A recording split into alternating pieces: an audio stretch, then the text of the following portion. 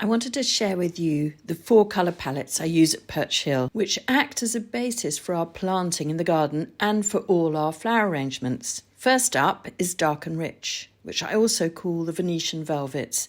It's really bold, saturated colours, but too much crimson and it becomes a bit somber, so I often use it with the next palette, which I call Boiled Sweet, or if I add blue into it, it's Stained Glass. These are bright, joyful colours which can become a bit manic, so with them you can see a splash of Dark and Rich really calms it down. These 2 palettes make a great pairing, huge saturation and almost no white. The next palette is Soft and Warm, the Cashmere Jersey colours, predominantly white with a squidge of warm pastel tones, apricots, cafe au lait, peaches. And then finally, the Soft and Cool, predominantly white with a squidge of cooler pinks and mauves. This is the most difficult to mix with other palettes, but it does do well with Soft and Warm.